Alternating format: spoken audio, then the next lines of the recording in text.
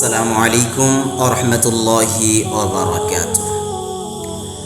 এক ব্যক্তি শাহ ওলিউল্লাহ রহমাতুল্লাহি আলাইহির সন্তানের কাছে জিজ্ঞেস করলেন, এই যুগের সবচাইতে বড় আল্লাহর ওলি কে?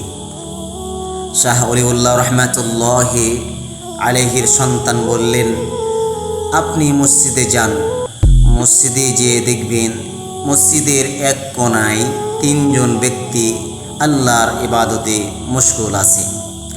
আপনি মসজিদে যেয়ে ওই তিন ব্যক্তিকে একটা একটা করে চট দিবেন।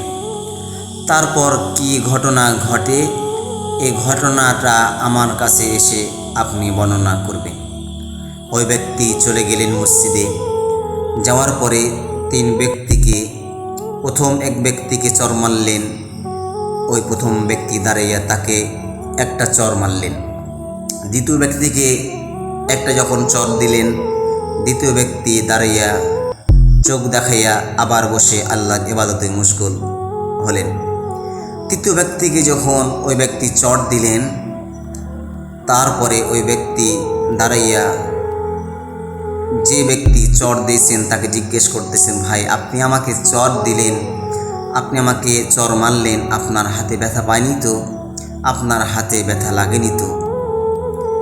তারপরে ওই ব্যক্তি শাহ ওলিউল্লাহ রহমাতুল্লাহি আলাইহির সন্তানের কাছে যে এই ঘটনাগুলো বললেন, শাহ ওলিউল্লাহ রহমাতুল্লাহি আলাইহি সন্তান বললেন, তৃতীয় ব্যক্তি এই যুগের সবচাইতে বড় আল্লাহর ওলি।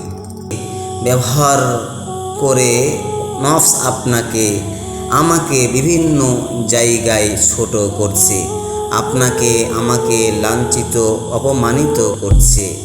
তাই যদি মহৎ ব্যক্তি হিসেবে আত্মপ্রকাশ করতে চান, তবে নফসের উপর লাগাম দিয়ে রাগকে সংযত করুন। ধন্যবাদ সবাইকে।